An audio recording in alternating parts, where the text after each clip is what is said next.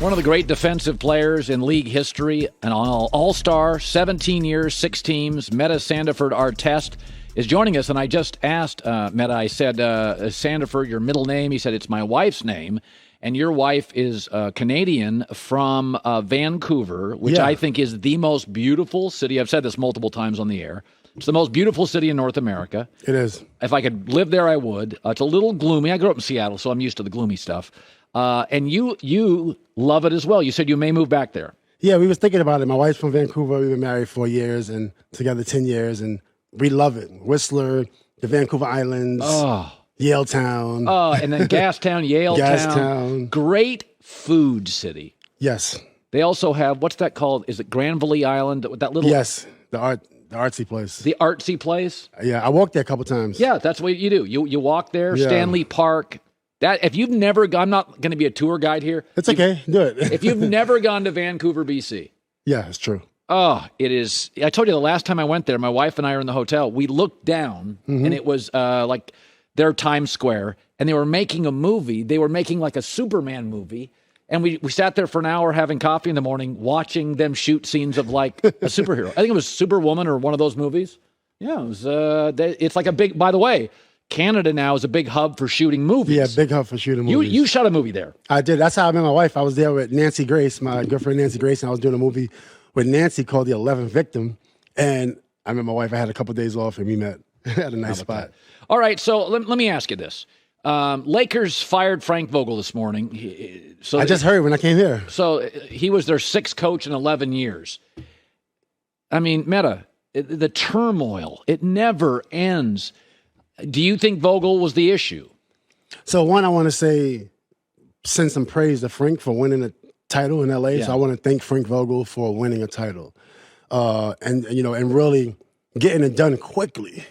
Yeah. And then also I would have to say this season was very unfortunate, and they had to do something, right? Because you can't go into next season the same way. Even though I thought it could have worked out, but with the losing, with the lack of defense, and Frank Vogel is a defensive guy, but it seemed like it just wasn't like meshing. So it was very unfortunate, very unfortunate because he's such a good guy. In the NFL, you can cut players, you can trade them, but in the NBA, if you're bad, it takes a long time to get out of that quicksand. You can't just trade anybody whenever you want. You have to inherit bad contracts. I'll throw a trade at you. Okay. And you tell me if it's nuts. So Joy has already heard this. So when Anthony Davis came back after the bubble title, he came in out of shape. Okay, that doesn't sit with me. Like, you can do a lot of things. Right. You're coming out of shape. You're not committed. So he's not really a leadership guy. He's not like you, a fiery guy that galvanized. He's just talented. So Golden State's got an issue. Klay Thompson came back. He's expensive. And him playing is getting into the way of Jordan Poole, who's emerging as a star in this league. Right. They want him on the floor 40 minutes a night. Right. Hard to with Klay. Takes away shots. You call the Warriors.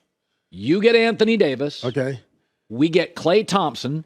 James Wiseman, the young guy that can't stay healthy because we need size back. Okay. And a draft pick. And if you're the Lakers, Anthony's probably the best player easily in that group.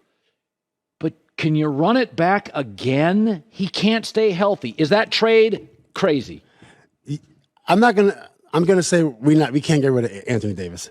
Yeah, because look how he played when he got back this last stint. If he comes in shape next year, we don't want to be the ones that say we traded AD. An in shape AD. Right? AD, he signed a big contract, he won a title, signed a big contract, rightfully so. He came in out of shape. That happens sometimes. He's 27 years old, so that means he can push it this summer and really get in shape. It's not like trying to get in shape at the age of 30, and trying to get in shape next year at the age of 31. You're talking about a 27-year-old. So I think he admitted it a couple times that he was not in the greatest shape, and I think now is the time. Take off 2 weeks, go have a good time, and get right to work. No way. Keep Anthony Davis. Okay, so you're a big fan. Listen, the Westbrook stuff doesn't work. He doesn't play off ball. Right. He's an on-ball guy. You can't put him off the ball because he's not an elite shooter. Well, you can put him off the ball. He's not very good. You can teach him. He can't shoot. Listen, they got 3 superstars on that team. Well, so it's how about 2.5? No, Westbrook is a superstar. Dude, he can't. He's a Westbrook. Westbrook had one of the greatest seasons in NBA history. He had one of the greatest careers. Yeah, but that was 5 years ago. I know, but everybody's like 5 years ago. You know, it just happens like that. Look at Carmelo. Carmelo was almost done, and he's back. But Carmelo, you got to give Carmelo credit. He said, "Hey, I've got to understand what I am." He was willing to come off the bench, and he was excellent. Westbrook still sees himself as a star that runs the show. It's not what he is. But it takes a year of transitioning, right? It's like when Phil Jackson used to put together these Chicago Bulls teams. It took a year or 2 for you to learn the triangle, right? It's the same thing. Westbrook has it even more difficult because he's not as athletic as he was, and he's playing in a system. You know, LeBron James is basically a system. When you're playing with LeBron James. That's right, he is. So he has to get used to playing with LeBron. This is going to be a LeBron show, right? And I think it is possible. It just needs to be watched on film, you know, day in and day out, and he needs to see where he could be effective at. I would love to keep Westbrook because I believe he can be so effective, you know, if you just kind of show him where he could be effective and where he's not effective at. So you're willing to bet on guys like AD gets hurt a lot and LeBron's older. Could I not make the argument? You're not going to trade LeBron because I do think he still has great. He's incredible. Yeah, but we are getting to a point now. He gives you about 55, 60 games a year. Right. That's not the same LeBron. It's not the same, but it's a guy that you can win a title with. You see what I'm saying? It's a guy, 55 games, 60 games. I think that's fine, but he'll be there in the playoffs, right? He needs to take that rest throughout the season because who's going to stop LeBron in the playoffs, especially after the season he had this year? You know, and you're talking about making a team better with better players, so that means less work for LeBron James, right? So potentially, you know, we could be in the finals next year. You're very optimistic. Well, LeBron averages 30 points. AD was just not the greatest AD, but look what happened when he came back. And Westbrook had great numbers, but didn't play great. That shows you what type of team this could be. All right, Westbrook could improve in certain areas, right? And then AD could improve in certain areas. And then now we rocking. Let me ask you about this. So what am I to make of? So you and James Harden had some tiffs. So I like Harden when he's engaged. I like James. James is great. So I think he's a great player. Yeah. But his style, he's very ball-centric. He has to have the ball in his hands. Well, Embiid, his ball usage is super high. Right. Can they coexist together long-term? Well, you listen, right now in the league, everybody has to coexist. It's too many stars. It's too many amazing players, especially how everyone is training. If you look at all these trainers, they're like, dribble the ball, dribble here, make a move here, step back. Everyone's training like that. So players have to be able to adjust, you know, and have to be able to play off the ball. Everyone has to be able to play off the ball. Embiid has to be able to play off the ball, right? Davis and LeBron, everyone has to be able to play off the ball. You have to work on your game in the summertime. And that's why Stephen Curry is one of the greatest winners in this last decade, because he can play on the ball and off the ball. He's giving you the blueprint. Yeah. Do you buy we were talking about this earlier. So Kevin Durant and Kyrie that's probably the best big closer and small closer in the game. They're just great with a minute left. I don't need Ben Simmons to shoot. If you told me Ben Simmons is going to come back for the playoffs and I'm going to get 8 minutes a half, distribute and defend. Right. And when you play Boston, go guard Tatum. You play Miami, go guard Jimmy Butler. I do think there's a world where, in a weird way, I don't know where his mind is at right now, but in a weird way, Simmons is a perfect fit with Kyrie and Durant because he's not confident as a scorer. Right. But his assets, length, defense, and distribution are exactly what they need. Do you think he can go all year not playing, just working out in the gym, and then insert him into the playoffs and be effective? Well, he's young enough. You know, usually when you sit out a week or a month or 2 months and you're older, you get stale. But he's young, right? So him sitting out, it'd take him a week to get back normal, right? And he has so many intangibles, you know, so he can play defense, he can pass, he can push it, he can rebound, right? So that type of stuff can add value, but whether he's ready or not, that's a whole nother story. But then going back to your point, when you was talking about him shooting, we need, I say not we, but Ben needs to take in-rhythm shots, right? When you take in-rhythm shots through the flow of the offense, it puts the bigs in a position to rebound, offensive rebound.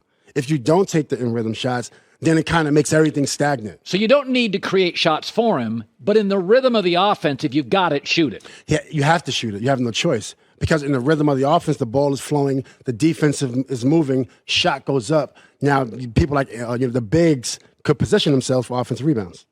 So let me ask you this. So Adam Silver, the commissioner, came out last week and said, I don't have a solution, but our stars miss too many games. I have my own belief on how you fix it, but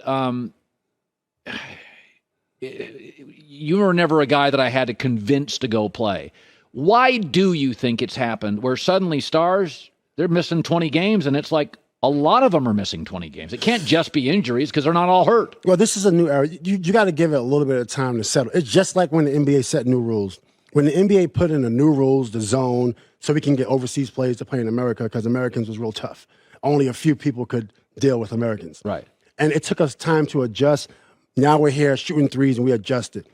Now you got another issue, these big contracts overnight. You're talking about guys getting $100 million, $200 million, $300 million. Within a couple years, these type of contracts have been given out. So guys is chilling right now. They're feeling themselves. You should be feeling yourself. We need to figure out how this is going to work with guys making $500 million and supposed to come to work.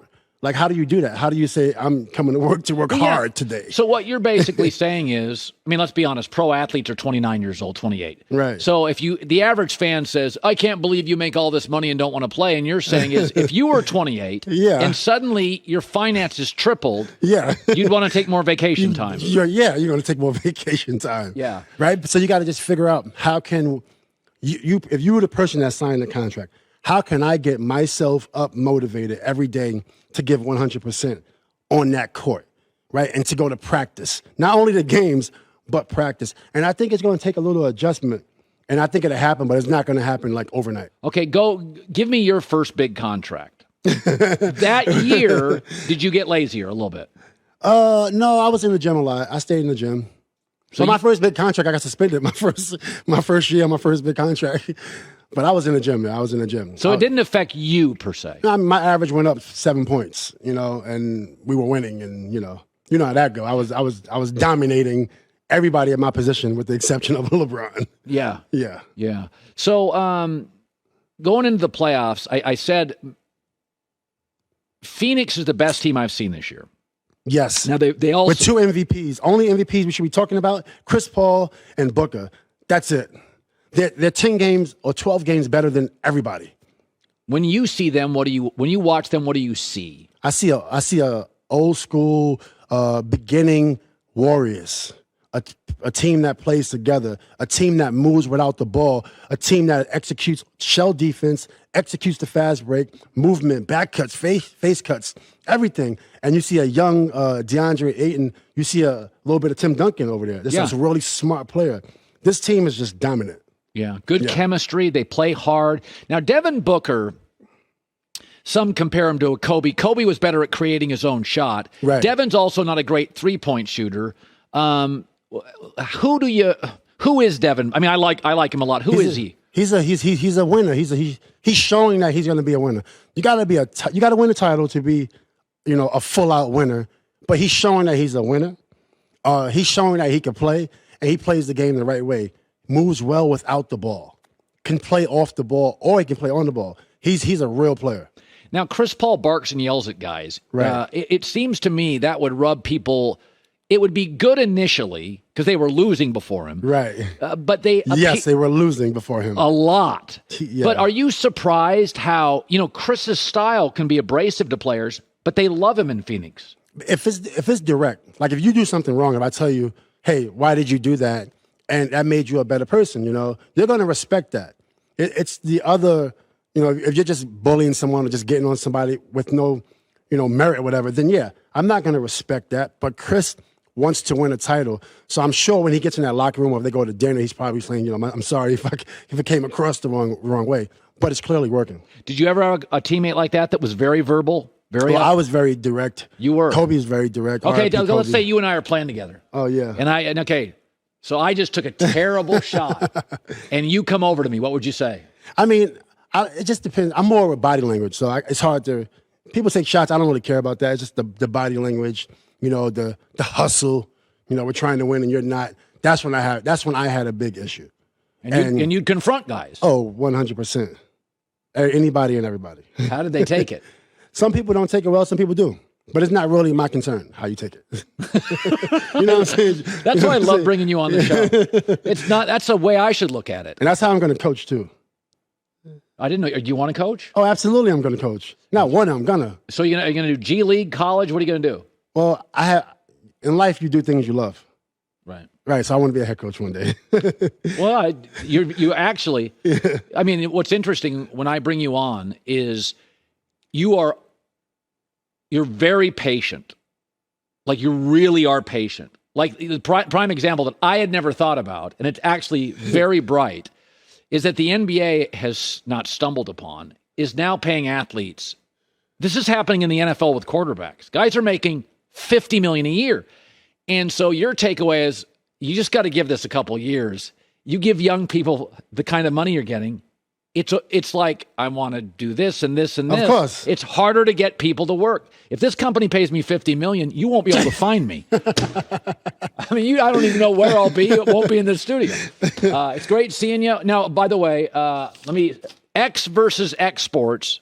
It brings Metta's basketball community to the NFT and blockchain world. Check out X versus X Sports on the App Store and Google Play. I love seeing you. You make me think. You're really always a great guest. Thanks for having me. Metta Sandiford-Artest. Hi, everybody. Thanks for watching. Subscribe here to get the latest from the show. Also, be sure to check out more of the best clips from The Herd or go watch a few segments from other shows on FS1.